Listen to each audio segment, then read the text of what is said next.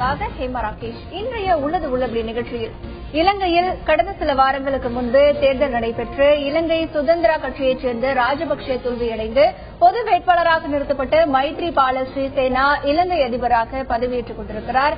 மேலும் கடந்த பல ஆண்டுகளாக இலங்கையில் இருக்கக்கூடிய தமிழர்கள் பல்வேறு விதமான பிரச்சினைகள் சந்தித்து வருகின்ற ஒரு வேளையில் தற்பொழுது இந்த அமைந்திருக்கக்கூடிய புதிய அரசின் மூலம் பல்வேறு விதமான உதவிகள் கிடைக்கும் என்கின்ற எதிர்பார்ப்பில் இருக்கிறார்கள். அதே நேரத்தில் தற்பொழுது தமிழகத்தில் இலங்கை அகதிகள் முகாம்களில் கிட்டத்தட்ட 60,000க்கும் மேற்பட்ட இலங்கை அகதிகள் இருக்கிறார்கள்.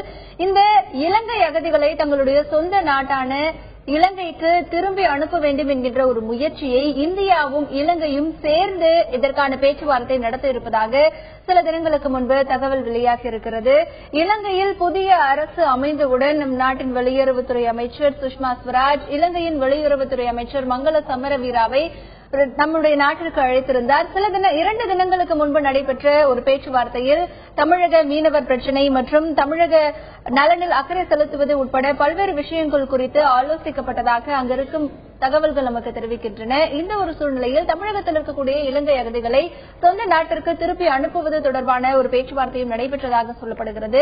மேலும் இதை பற்றி இங்கே இருக்கக்கூடிய இலங்கை அகதிகள் எப்படி நினைக்கிறார்கள்? ஏனென்றால் கடந்த பல ஆண்டுகளுக்கு முன்பிருந்தே இலங்கையிலிருந்து தமிழகத்திற்கு அகதிகளாக வந்து சேர்ந்த இவர்களின் நிலை என்பது இன்றைய நிலையில் எப்படிப்பட்டதாக இருக்கிறது? இலங்கைக்கு திரும்பிச் செல்வது குறித்து இவர்களுடைய மனநிலை எப்படிப்பட்டதாக இருக்கிறது? பல பேர் விருப்பம் தெரிவித்திருக்கிறார்கள், பல பேர் இங்கேயே இருக்கப் போவதாகவும் தெரிவித்திருக்கிறார்கள். ஆக இப்படி இவர்கள் தெரிவிப்பதற்கு என்ன காரணம் இருக்கிறது என்பது பற்றிய பல விரிவான தகவல்களை இன்றைய நிகழ்ச்சியில் பார்க்க இருக்கிறோம். முதலில் இது பற்றிய ஒரு தொகுப்பை பார்க்கலாம்.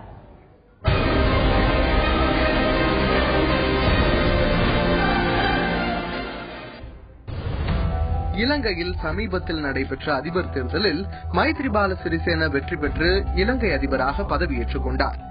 இலங்கையில் ஏற்பட்டுள்ள ஆட்சி மாற்றம் பல திருப்பங்களை ஏற்படுத்தியுள்ளது. இலங்கையில் அமைந்துள்ள புதிய அரசு இந்தியாவுடன் நெருக்கத்தை அதிகரிக்க விரும்பியது. இலங்கைக்கு இந்தியா பல்வேறு உதவிகளை செய்து வருகிறது. போரினால் பாதிக்கப்பட்ட பகுதியில் மறுசீரமைப்பு பணிகளை மேற்கொள்வதில் இந்தியாவின் பங்களிப்பு முக்கியமாக இருந்தது. இந்நிலையில் இலங்கை வெளியுறவுத்துறை அமைச்சர் மங்கள சமரவீராவை இந்தியா வரும்படி வெளியுறவுத்துறை அமைச்சர் சுஷ்மா ஸ்வராஜ் அழைப்பு விடுத்தார். இதை ஏற்று தனது முதல் அரசுமுறை பயணமாக 2 தினங்களுக்கு முன்பு டெல்லி வந்தார் மங்கள சமரவீரா.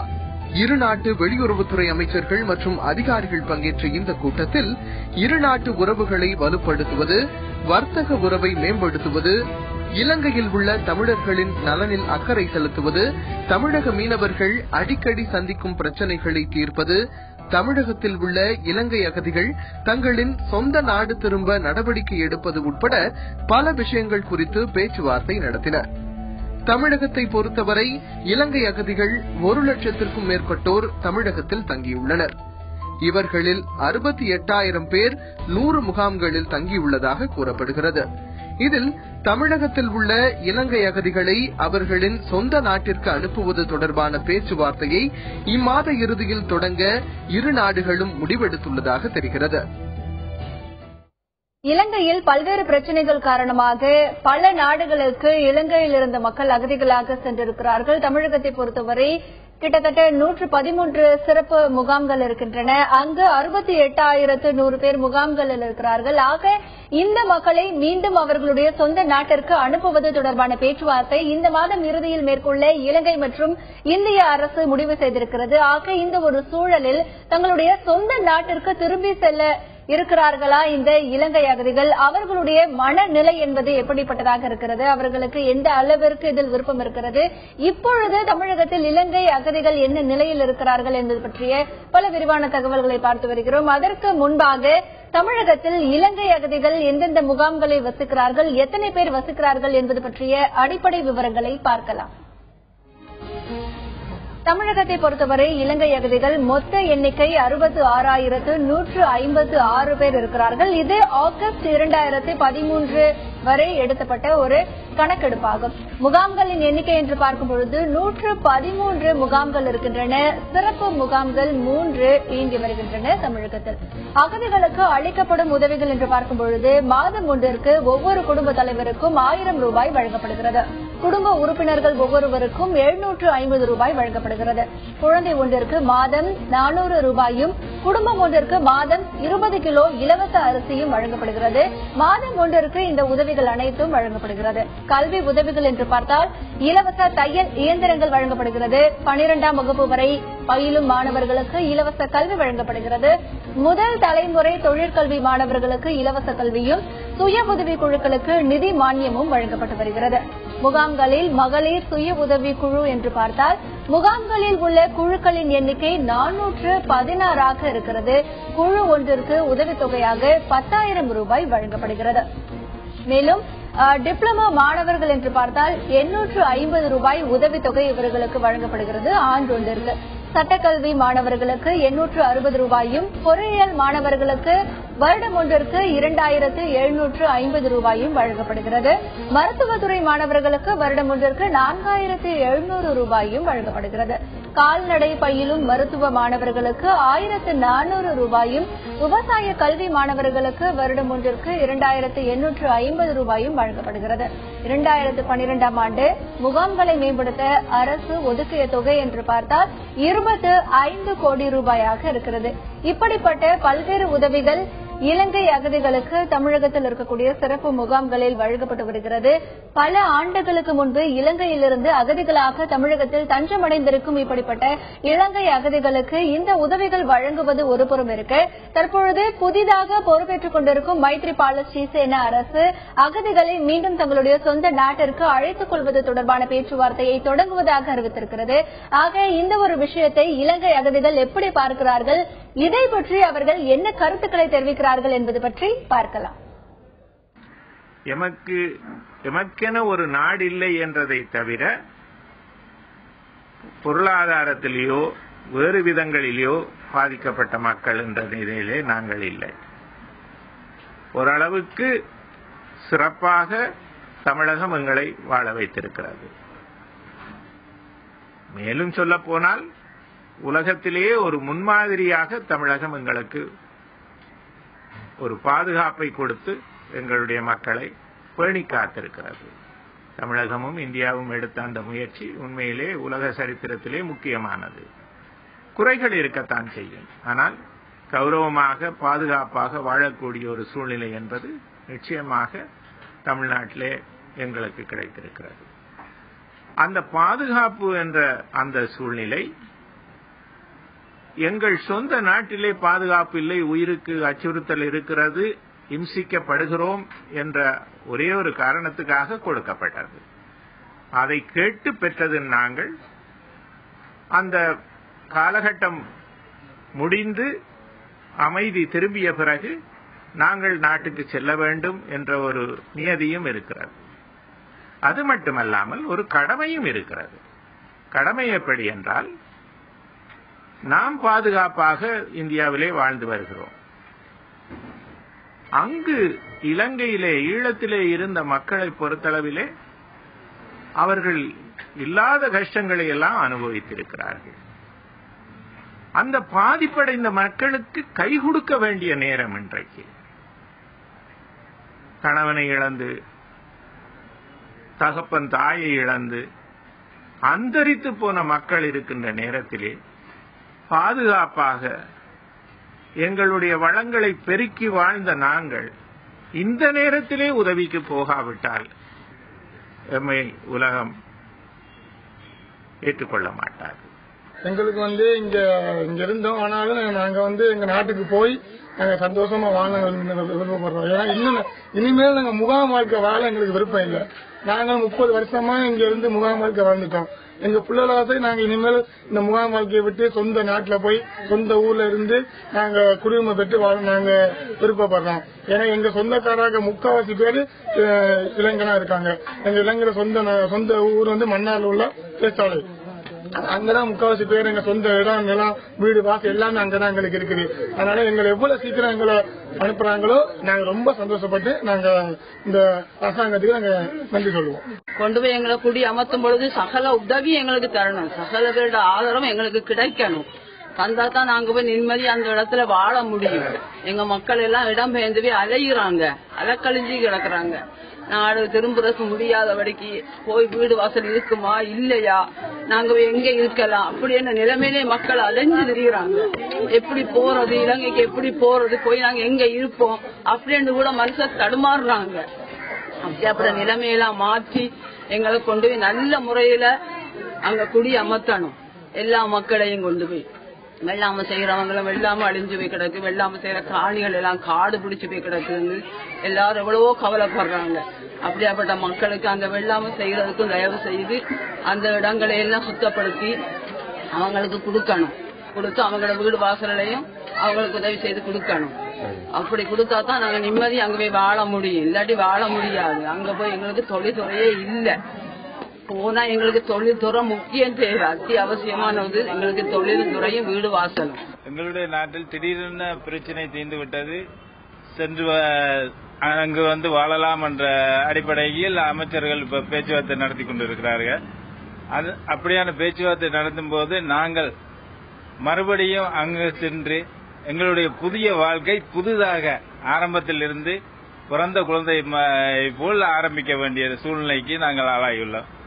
ஏனென்றால் நான் வரும்போது 18 வயது, எனக்கு இப்போ 43 வயது ஆகிவிட்டது.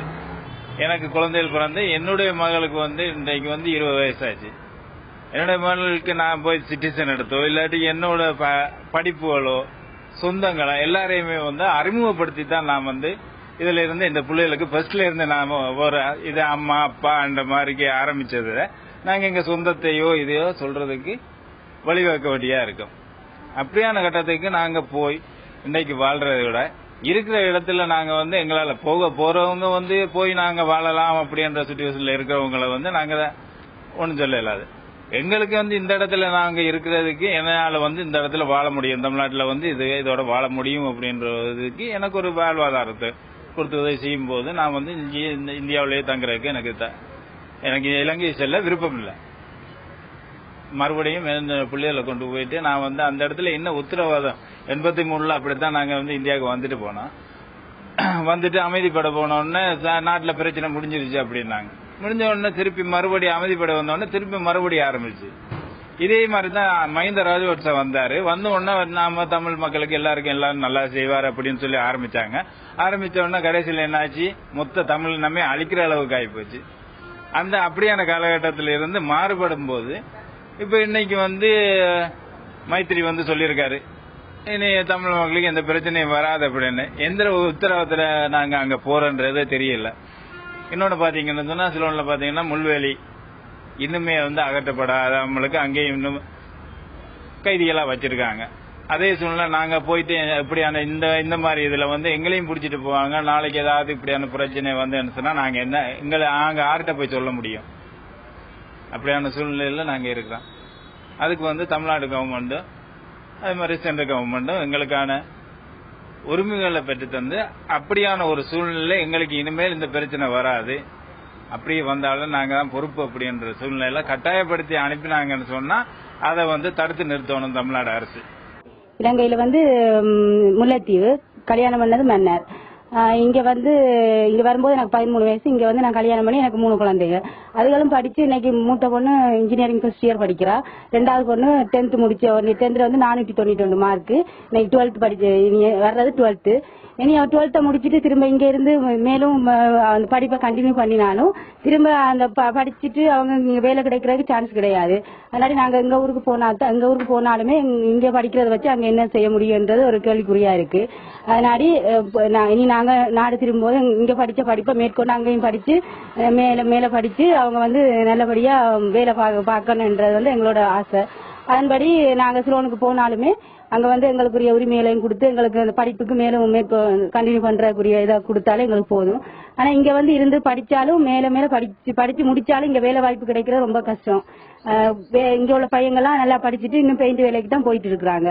அதனால எங்களுக்கு இங்க இருந்து எதையுமே சாதிக்க முடியாது. அதனால எங்க ஊருக்கு போறதா எங்களுக்கு விருப்பம். எங்களை பராமரித்திருக்கிற தமிழக அரசுக்கு நன்றி. கூண்டு கிளியும் எங்கள் வாழ்க்கையும் ஒன்று, அது தகரக்கூடா தங்கக்கூடா என்பது கேள்வி அல்ல. ஆனால் சிறைப்பட்ட கிளியை போல எங்கள் வாழ்க்கை அமைந்திருக்கிறது என்பது உண்மை. தமிழக அரசு இந்திய அரசும் இலங்கை அரசும் சேர்ந்து எங்களை அனுப்புவதாக தற்போது கேள்விப்பட்டிருக்கிறோம். இது சம்பந்தமாக தமிழகத்தில் உள்ள அகதிகளாக எங்களிடம் வந்து என்னென்ன வசதிகள் தேவை, என்னென்ன ஏற்பாடுகள் உங்களுக்கு தேவை என்ற அடிப்படையில் விசாரணை செய்ய வேண்டும் அல்லது ஆலோசனை கேட்க வேண்டும். அது ஒருவேளை நாங்கள் அகதிகள் தானே எங்களிடம் என்ன பேச வேண்டும் என்ற ஒரு காரணத்தினால் நாங்கள் தவிர்க்கப்பட்டிருக்கலாம் என்ற ஐயம் எங்களுக்கு உண்டு. இங்கு நாங்கள் படித்திருக்கிறோம், வேலை வாய்ப்புகளுக்கான வாய்ப்புகள் இல்லை, எதிர்காலத்திலும் கிடைக்குமா என்கிற நம்பிக்கை இல்லை. சரி, நாங்கள் வயது 35 வயது நெருங்கிவிட்டோம். ஆனால் 20 படித்த பிள்ளைகளுக்கும் அதே நிலை இருக்கிற போது நாங்கள் எங்கு செல்வது எங்களுக்கு சாதகமான சூழ்நிலை என்று எண்ணுகிறோம். அதே நேரத்தில் எங்களுடைய பெற்றோர்கள் வரும்போது 3 வயது 2 வயது என்ன என்று தெரியாமல் இங்கு வந்தார்கள்.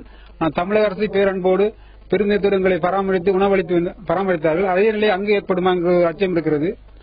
அங்கு சென்றால் 1 வருடமோ 2 வருடமோ நாங்கள் கால் ஒன்று வரைக்கான எங்களுக்கான போசாக்கான நிலை, பசிப்படத்துக்கான நிலை. அதுபோல் இங்கு படித்தவர்கள் நான் அங்கு சென்று போது புதிதாக நான் செல்ல போறோம், ஒரு புதிய தலைமுறை 1 லட்சம் பேர் போறோம் என்று சொன்னால் அங்குள்ள நபர்களோடு அங்கிருந்த மக்களோடு நாங்கள் போட்டி போட வேண்டிய சூழ்நிலை இருக்கும். அதற்கான அதற்கான தகுதி எங்களுக்கு இருக்குமா என்ற ஒரு கேள்விக்குறிதான். அங்கே நசுக்கப்பட்டிருந்தாலும் அங்கு சொந்த இடத்தில் வாழ்கின்றதற்கான திறமை ஒரு தனித்துவம், அந்த திறமை எங்களுக்கு இருக்குமா என்பது ஒரு கேள்விக்குறி. அதேமாதிரி நாங்கள் அங்கு வாழ்வதற்கான வேலைவாய்ப்புகளை பெறுவதற்கான ஒரு உத்தரவாதத்தை இந்திய அரசும் இலங்கை அரசும் ஏற்படுத்தி கொடுக்குமா என்கிற எதிர்பார்ப்போடு காத்திருக்கிறோம். தங்களுடைய சொந்த நாடான இலங்கைக்கு செல்வது ஒருபுறம் மகிழ்ச்சி அளிப்பதாக இருந்தாலும் கூட அங்கே தாங்கள் சென்ற பிறகு அவர்களுக்கான வேலை வாய்ப்பு உத்தரவாதம் மற்றும் வாழ்விற்கான உத்தரவாதம் கிடைக்குமா என்பது கேள்விக்குறியாக இருக்கிறது என்கின்ற ஒரு கருத்தும் இங்கே பதிவு செய்யப்படுகிறது. மேலும் இலங்கை அதிகள் என்ன எதிர்பார்க்கிறார்கள் என்பது பற்றி விரிவாக பார்க்கலாம்.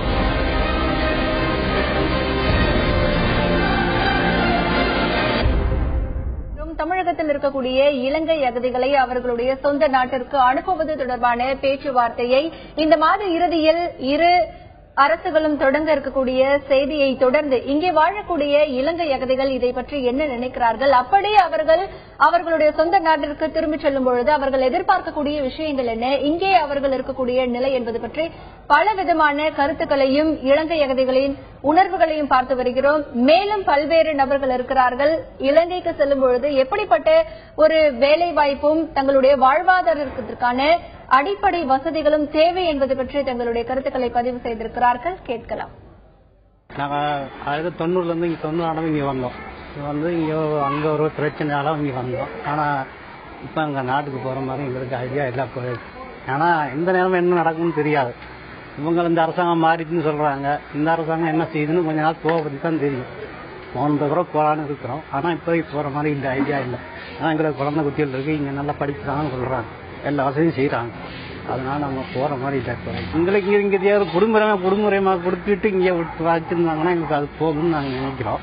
அது கவர்மெண்ட் என்ன செய்யுதுன்னு எங்களுக்கு தெரியல. நாங்களும் இத்தனை வருஷமாச்சு அது அந்த குடியுரிமையா தான் நாங்க இங்க தேர்வு குடியுரிமையா கொடுத்தா நம்ம நிம்மதியா இருப்போம். இங்க இந்த நாடுக்கு போறத விட இங்க செத்து போயிடலாம்னு நாங்க சொல்றோம். நான் எம்எஸ்சி எம்ஃபில் முடிச்சிருக்கேன். என்னுடைய கணவர் எம்எஸ்சி எம்ஃபில் முடிச்சிருக்காரு.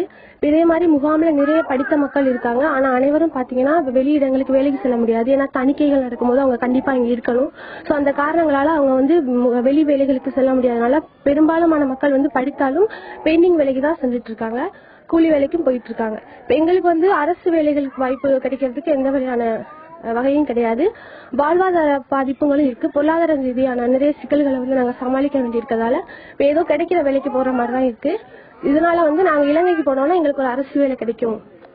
இங்க ஓட்டுரிமையும் கிடையாது. அதே மாதிரி ரேஷன் கடையும் எங்களுக்கு கார்டும் கிடையாது. சோ அங்க போனோம்னா எங்களுக்கு தேவையான வாழ்வாதாரங்கள் அமைச்சுக்கலாம். அரசு வேலை கிடைக்கிறதுக்கு இதுவாக இருக்கும். ரஞ்சு தான். நான் பிறந்தது இந்தியாவில் பிறந்து இங்க கல்யாணம் கட்டி நான் சிலோனு போனேன்.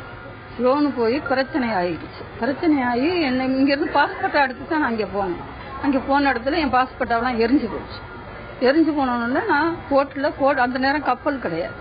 அதனால நான் போட்டில் வந்தேன். போட்டில் ராமேஸ்வரத்தில் கேட்டதுக்கு அவங்க சொல்லிட்டாங்க திருச்சிக்கு போங்க, திருச்சிக்கு உங்களுக்கு ஒரு முடிவு வரும் அப்படின்னாங்க. சரின்னு சொல்லிட்டு இங்கே வந்தோம். இங்கேயும் நான் சொன்னேன் இப்படித்தான், நான் இந்த நாட்டில் பிறந்து இந்த நாட்டில் இருந்து நான் கல்யாணம் கட்டி இந்த சிலோனுக்கு போனேன். பிரச்சனை வரவும் நான் வந்துட்டேன். எனக்கு கப்பல் கிடையாது. கப்பல் இல்லாதனால நான் போட்டில் இருந்தேன். இப்ப என்ன கேக்குறீங்க? நான் இந்த நாட்டில் நான் பிறந்தது, இந்த நாட்டில் தான் நான் இருப்பேன். நான் எங்கேயும் போக மாட்டேன். எங்களுக்கு இங்க குடியுரிமை வேணும். அதுதான் கேட்கிறோம், வேற ஒன்னும் கேட்கிறோம். தொடர்ந்து இது பற்றி தமிழர் தேசிய முன்னணியைச் சேர்ந்த திரு பழ நெடுமாறன் தன்னுடைய கருத்துக்களை பதிவு செய்திருக்கிறார். கேட்கலாம். இலங்கையில் சொந்த ஊர்களில் வாழ முடியாமல் இலங்கையிலேயே 5 லட்சத்திற்கு மேற்பட்ட தமிழர்கள் இன்னமும் சொந்த வீடுகளுக்கோ ஊர்களுக்கோ திரும்ப முடியாமல் அவர்கள் அகதிகளாக மரத்தடிகளிலும் வேறு இடங்களிலும் வாழ்ந்து வருகிறார்கள் என்பது உண்மை. ஏனென்று சொன்னால் இந்த அகதிகளின் நிலைமையையும் உள்ளூரிலே வாழ்கிற தமிழர்களின் நிலைமையையும் ஆராய்வதற்கு ஐநா சபையின் பிரதிநிதிகளோ ஐநா அகதிகள் ஆணையரோ அல்லது சர்வதேச பத்திரிகைகளோ அனுமதிக்கப்படுவதே இல்லை. இன்னும் அங்கு நிலைமை மோசமாகத்தான் இருக்கிறது. அங்கு வாழும் தமிழர்கள் நிலைமையே மோசமாக இருக்கும்போது இங்கே தமிழ்நாட்டில் வாழக்கூடிய ஈழத்தமிழ் அகதிகளை இங்கிருந்து வெளியேற்ற வேண்டும் என்ற முயற்சியை இலங்கை அரசு செய்வது ஆழமான உள்நோக்கம் கொண்டது. இந்தியாவில் இருந்து அகதிகளாக வந்த தமிழர்களை வெளியேற்றிவிட்டால் உலக நாடுகளில் வாழ்ந்து வரும் ஈழத்தமிழர்களையும் அந்தந்த நாடுகள் வெளியேற்ற வேண்டும் என்று இலங்கை கருதுகிறது. ஏனென்றால் உலகம் பூராவும் வாழக்கூடிய தமிழர்கள் அளித்து வருகிற நிர்பந்தங்கள் போராட்டங்களின் விளைவாகத்தான் இலங்கை அரசு மீது ஐநா சபையும் மேற்கு நாடுகளும் நடவடிக்கை எடுக்கும்படி தூண்டப்பட்டன. ஆக அந்த மக்கள் அந்த நாடுகளிலிருந்து வெளியேற்றப்பட்டு விட்டால் தனக்கு பிரச்சனை இருக்காது. மீண்டும் அவர்கள் இங்கே வந்தால் அவர்களை எப்படி ஒடுக்குவது என்பது சிங்கள அரசுக்கு தெரியும். அந்த விதத்திலே அந்த மக்களையும் ஒடுக்குவதற்கு முயற்சி செய்வார்கள். இதற்காகத்தான் இலங்கை அரசு இந்த திட்டத்தை சொல்லுகிறது. இந்திய அரசு இதற்கு செவிசாய்க்கும் வகையில் பேச்சுவார்த்தை நடத்துவது என்பது தவறானது. ஒருவேளை இலங்கைக்கு திரும்பச் செல்லும் பட்சத்தில் அங்கு அவர்கள் எதிர்பார்க்கக்கூடிய விஷயங்கள் என்ன என்பது பற்றிய கருத்துக்களை பதிவு செய்கிறார் திரு சந்திரஹாசன். கேட்கலாம். முன்பிருந்த அரசை பொறுத்தளவிலே போரை நடத்தி அந்த போரின் காலங்களிலே நடந்த சம்பவங்களுக்கு எல்லாம் பாத்திரவாளியாக ஒரு அரசாங்கம் இருந்தது. அவர்கள் எதை சிந்திக்கும் போதும் அந்த போர் சூழலிலே ஒரு போர் நடக்கின்ற நேரத்திலே எப்படி நடந்து கொள்வார்களோ அதை போல நடக்கின்ற ஒரு தன்மை அவர்களுக்கு இருந்தது. அந்த நிலைமை மாறி இன்று ஒரு மாற்றம். அந்த மாற்றம் எப்படி என்றால், போரை நடத்தியவர்கள் அல்ல, போரோடு சம்பந்தம் இல்லாதவர்கள், ஓரளவு நிதானமாக பார்க்கக்கூடியவர்கள், அழுத்தங்களை குறைக்கக்கூடிய சூழ்நிலையிலே மன தெளிவிருக்கின்றவர்கள் ஒன்று சேர்ந்து ஆட்சி மாற்றத்தை கொண்டு வந்திருக்கிறார்கள். அந்த ஆட்சி மாற்றம் என்றது சிங்கள மக்களுக்கும் தேவை, எல்லோருக்கும் தேவையான ஆட்சி மாற்றம் என்ற காரணத்தினாலே, ஒருங்கிணைந்த ஒரு முயற்சியாக ஆட்சி மாற்றத்தை கொண்டு வந்த காரணத்தினாலே எமக்கும் நியாயம் கிடைக்கிறதுக்கு வாய்ப்புகள் கூட இருக்கிறது என்று எண்ணக்கூடியதாக இருக்கிறது. பார்த்தீர்கள் என்றால் சிங்கள மக்களின் அரசியல் கட்சிகளும் தமிழ் மக்களின் அரசியல் கட்சிகளும் மதத்தால் இஸ்லாமியர்களாக இருக்கின்ற தமிழ் பேசுகின்ற மக்களின் அரசியல் கட்சிகளும் ஒன்றிணைந்து கொண்டு வந்த மாற்றம் இது. எனவே ஒரு தேசிய அரசாங்கத்தை அமைக்க அவர்கள் முன்வந்திருக்கிறார்கள். பல மாற்றங்களை கொண்டு வர அவர்கள் முன்வந்திருக்கிறார்கள். எனவே நிச்சயமாக ஒரு முன்னேற்றம் வரும் என்று நாங்கள் எண்ணுகிறோம். அதே நேரம் நாடு திரும்பலுக்கு ஒரு ஒளிமயமான எதிர்காலம் என்று நாங்கள் எண்ணுகிறோம். தமிழகத்தில் இருக்கக்கூடிய இலங்கை அகதிகளை தங்களுடைய சொந்த நாட்டிற்கு அழைத்துக் கொள்ள இலங்கை முடிவு செய்ததை தொடர்ந்து இங்க இருக்கக்கூடிய இலங்கை அகதிகள் பல்வேறு விதமான ஒரு கோரிக்கைகளை அவர்கள் வைக்கிறார்கள். அங்கே தங்களுடைய சொந்த நாட்டில் தங்களுடைய வேலை வாய்ப்பு மற்றும் அடிப்படை வாழ்வாதாரத்திற்கு உத்தரவு கிடைக்கும் பட்சத்தில் அங்கே அவர்கள் செல்வதற்கு தயாராகவும் இருக்கிறார்கள். ஒரு சில தரப்பினர் இங்கே சிறு வயதில் இந்தியாவிற்கு வருகை தந்திருக்கிறார்கள். இங்கே அவர்களுடைய தொழில் வளத்தை எல்லாம் பெருக்கியிருக்கிறார்கள். அவர்களுடைய குழந்தை எல்லாம் இங்கேயே படிக்கிறார்கள். ஆக அங்கே எங்களுக்கு செல்வதற்கு விருப்பமில்லை என்கின்ற கருத்தை முன்வைத்திருக்கிறார்கள். ஆக முடிவாக அங்கே அவர்களுக்கு கிடைக்கக்கூடிய அனைத்து உத்தரவாதத்தையும் தந்தால் செல்வதற்கு தயாராக இருப்பதாக பதிவு செய்திருக்கிறார்கள் இலங்கை அகதிகள். இத்துடன் இன்றைய உள்ளது உள்ளபடி நிறைவு பெற்றது. தொடர்ந்து இணைந்திருங்கள் தந்தையுடன்.